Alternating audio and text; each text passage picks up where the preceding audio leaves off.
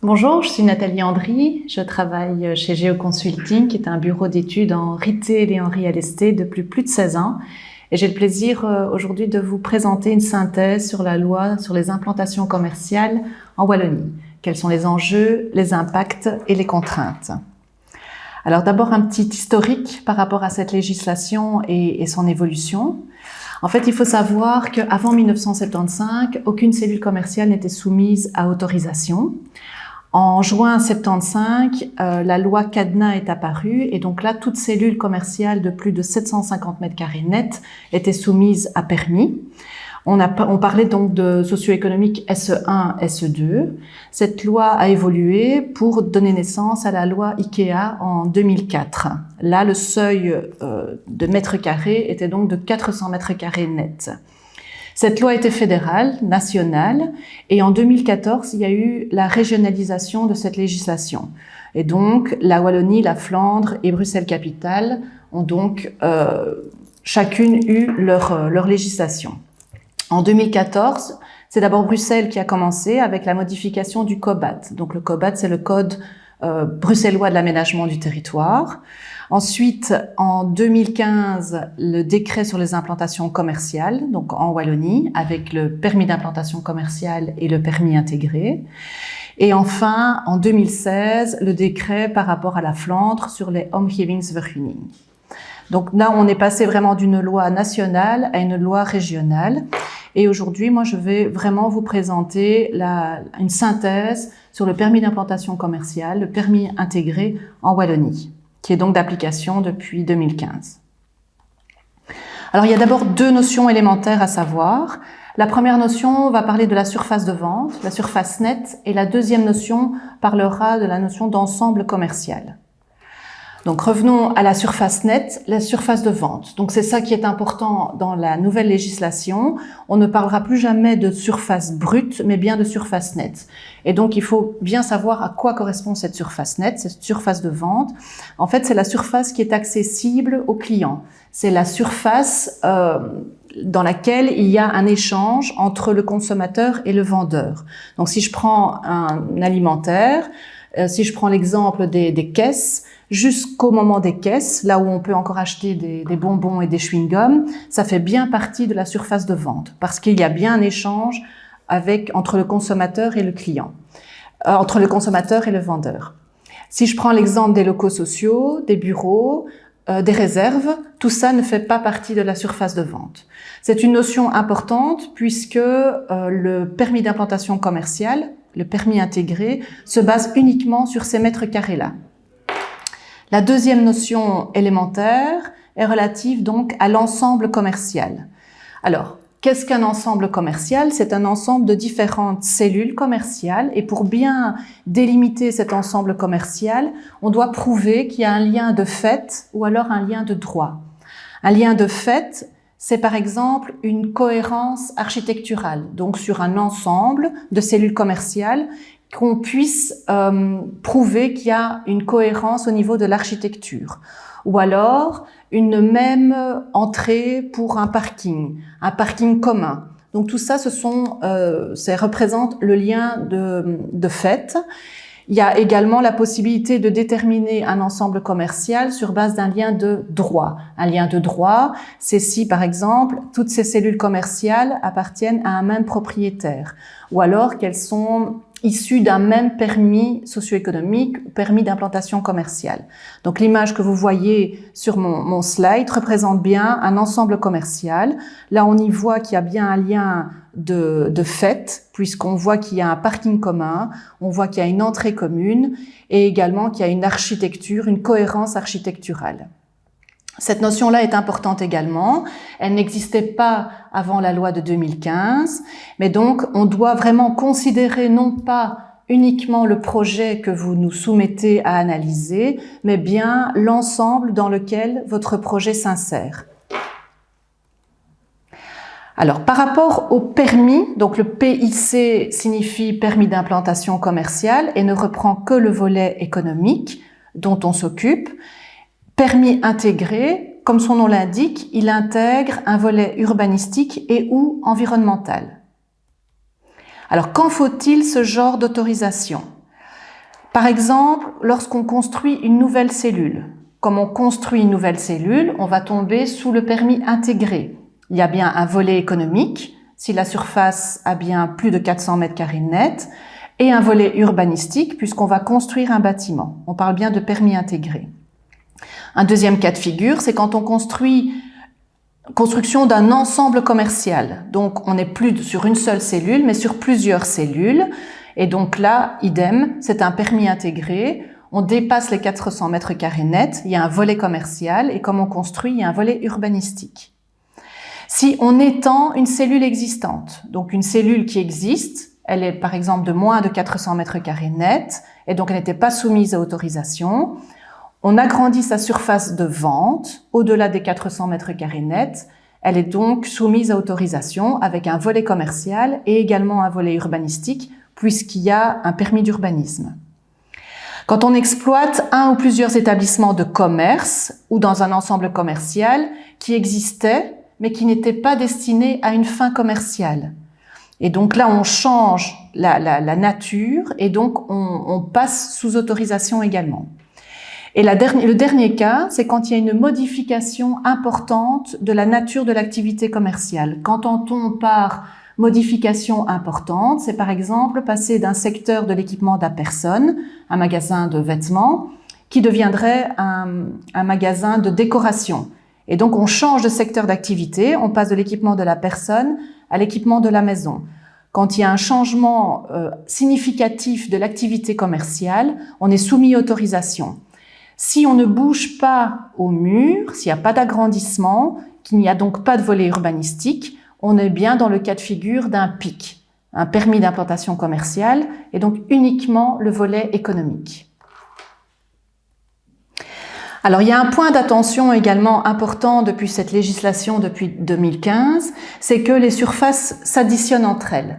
Donc, si on a une cellule, par exemple, de 200 mètres carrés net, si elle est toute seule, elle n'est pas soumise à autorisation puisque sa surface de vente est inférieure à 400 mètres carrés net, qui est vraiment la limite en dessous de laquelle on ne doit pas introduire de permis.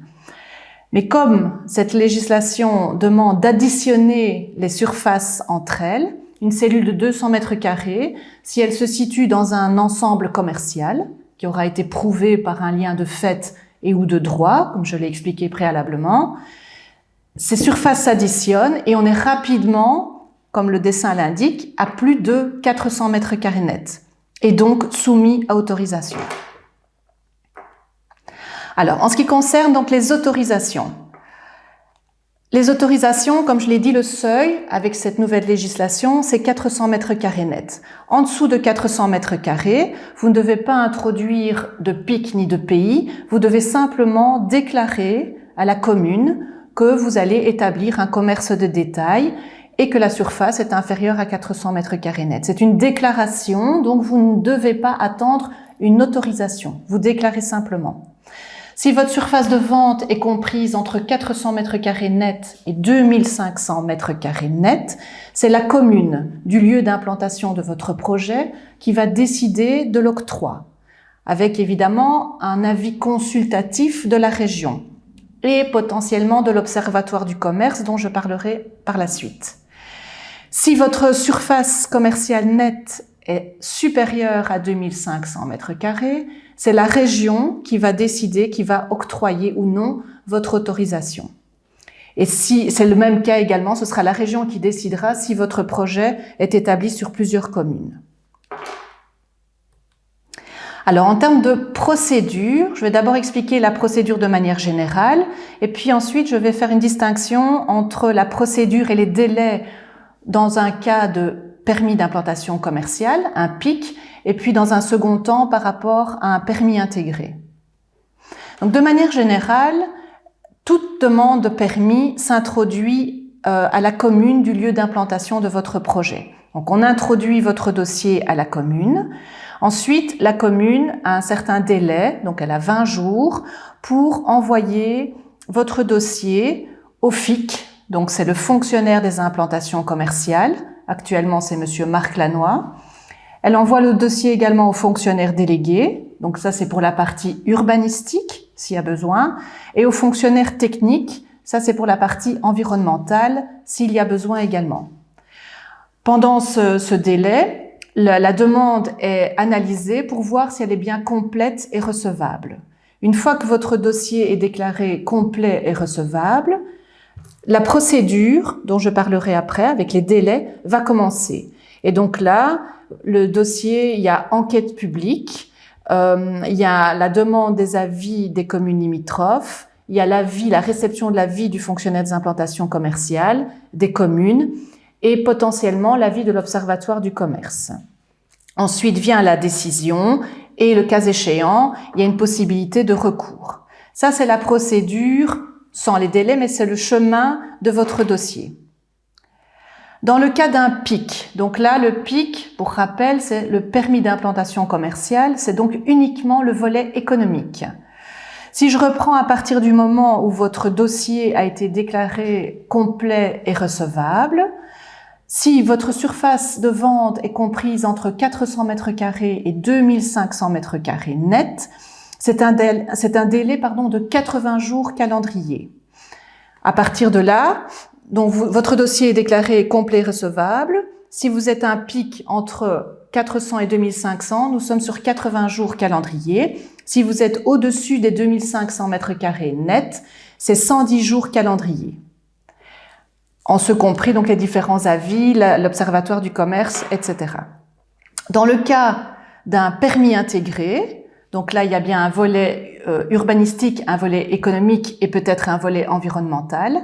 À partir du moment où votre dossier est déclaré complet et recevable, si votre surface de vente est comprise entre 400 m² net et 2500 m² net, nous sommes sur 90 jours calendrier. Et si la surface commerciale nette est supérieure à 2500 m², nous sommes sur 140 jours de procédure.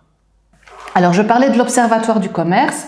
L'Observatoire du commerce est obligatoire, c'est une présentation de votre dossier devant des différents membres, des différents représentants et également devant des experts qui vont représenter les 4 critères socio-économiques. Alors, les 4 critères, quels sont-ils ? C'est la protection du consommateur. Et donc, qu'est-ce que votre projet va apporter comme bénéfice au consommateur ? La protection de l'environnement urbain, l'objectif de la politique sociale. Donc, la politique sociale, c'est tout ce qui est relatif à l'emploi. La contribution à une mobilité plus durable. Donc, ce sont les 4 critères. Et donc, pour ces 4 critères, il y aura des experts qui vont les représenter. Donc, nous sommes, donc le bureau de consultance présente le projet, votre projet, avec le demandeur, avec la commune si elle le souhaite. Et l'idée, c'est vraiment de présenter le dossier et de justifier finalement le projet au regard de ces 4 critères. Alors, en général, ces séances au niveau de l'observatoire durent 10 à 15 minutes. C'est un avis qui restera toujours consultatif. Donc, que ce soit la commune ou la région qui a le pouvoir de décision, l'avis de l'Observatoire du commerce reste consultatif. Et bien sûr, la commune et la région s'inspirent souvent de cet avis. Alors, il y a des questions récurrentes qui sont posées par les membres, à savoir, par exemple, tout ce qui est relatif à l'accessibilité, à la mobilité, à l'emploi, la répartition des temps pleins, des temps partiels, l'adéquation de votre projet avec son environnement, la justification sur les objectifs, la question de commercialisation des cellules, quelles sont les enseignes potentielles qui vont venir dans votre projet, est-ce qu'il y a des modifications urbanistiques. Donc c'est vraiment une présentation, une synthèse de votre projet par rapport à ces 4 critères. Alors, le processus méthodologique, donc de manière synthétique, la composition donc d'un dossier de demande pour un permis d'implantation commerciale, un permis intégré. Il y a ce qu'on appelle l'outil logique. L'outil logique, c'est donc l'outil de localisation et de gestion des implantations commerciales. Ensuite, il y a un formulaire de demande de permis d'implantation commerciale. C'est un formulaire type. Et puis, il y a cette justification au regard des 4 critères. Donc, pour rappel, ces critères sont la protection du consommateur, la protection de l'environnement urbain, la politique sociale et la contribution à une mobilité plus durable. Le bureau de consultance, en l'occurrence Géoconsulting par exemple, demande certaines informations qui sont nécessaires à l'élaboration de votre dossier. Donc des informations qui sont relatives au demandeur, le nom de la société, son adresse, le numéro d'entreprise, son statut, l'adresse complète du projet, les numéros des parcelles cadastrales, le plan cadastral, un plan de masse. Donc ça, c'est très important. Ça permet de visualiser votre projet. Ce plan de masse avec une représentation des différentes cellules commerciales, une représentation en 3D, des vues, des coupes du projet, le nombre de visites annuelles, le montant d'investissement du projet, une notice d'évaluation des incidences environnementales, la liste des différentes enseignes qui sont attendues, leur surface nette. Donc là, pour rappel, notion élémentaire, c'était cette surface de vente, cette surface nette.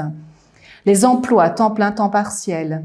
Est-ce qu'il y a une mixité des fonctions? Est-ce qu'on est juste sur du retail pur ou alors on va avoir des cellules commerciales avec du logement, avec des bureaux, etc. Le nombre de places de parking, des informations qui concernent d'éventuelles modifications routières. Est-ce qu'il va y avoir une modification au niveau des feux rouges, un rond-point, un aménagement? Et si le projet existait déjà, d'annexer les anciens permis socio-économiques.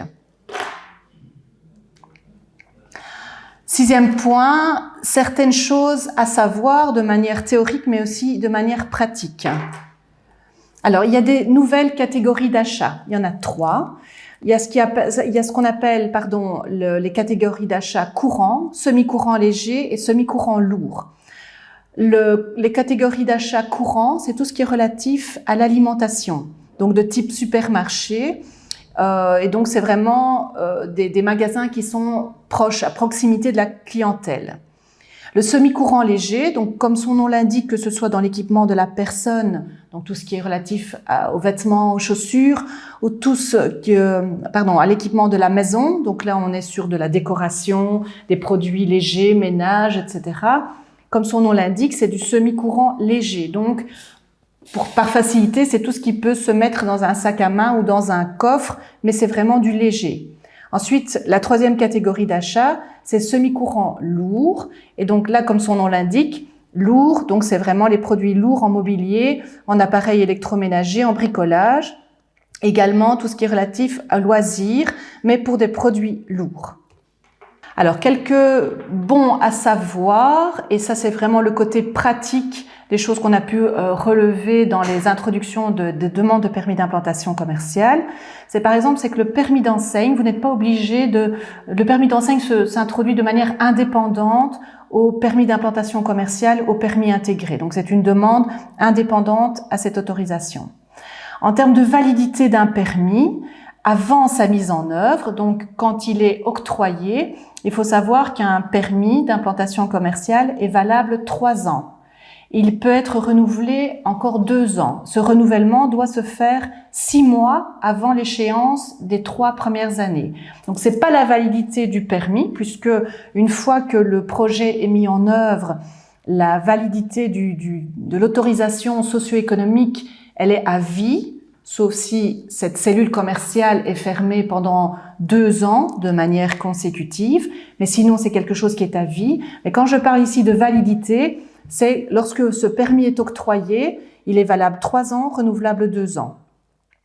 Alors, quand est-ce qu'un permis d'implantation commerciale peut éventuellement devenir un permis intégré? C'est un cas pratique que nous avons eu.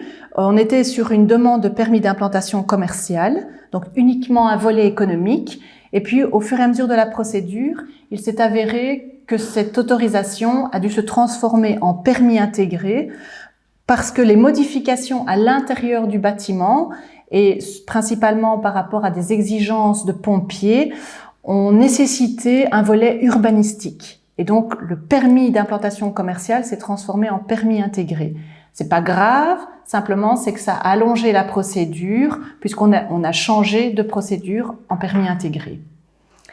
Alors, on parle d'octroi tacite ou pas. Il faut savoir qu'actuellement, donc sur cette nouvelle législation 2015, lorsque le délai de procédure est dépassé, c'est un refus tacite, sauf si on est dans un cas de permis d'implantation commerciale dont la surface nette est inférieure à 2500 m², alors c'est un octroi. En pratique, la région wallonne, les communes répondent souvent, principalement dans les délais.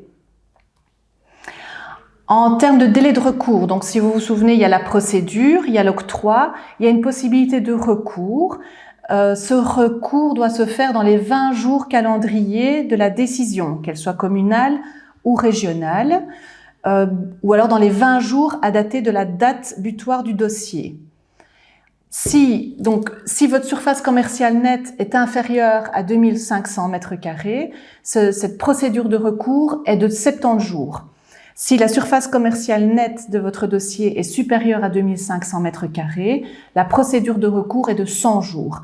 Et c'est seulement à partir de ces 70 jours ou de ces 100 jours, quand ils sont écoulés, qu'on peut alors dire que votre dossier est épuré de tout recours et qu'il est réellement octroyé.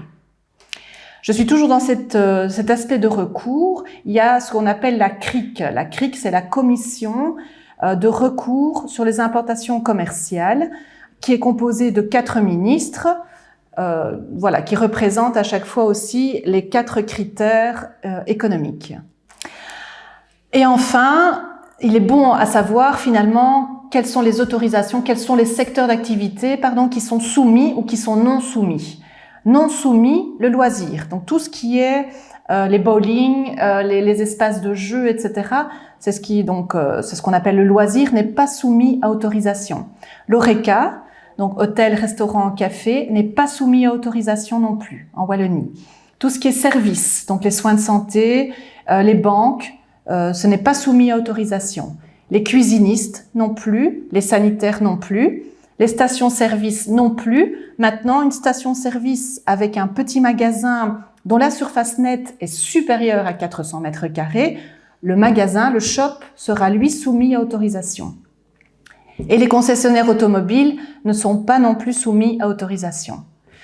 Qu'est-ce qui est soumis? C'est évidemment toutes les enseignes, tout le retail, mais évidemment avec une surface nette de plus de 400 m², ou si la surface est inférieure à 400 m², mais que cette surface est dans un ensemble commercial. Et donc, pour rappel, les surfaces s'additionnent entre elles, dépassent 400 m² et donc sont soumises à autorisation.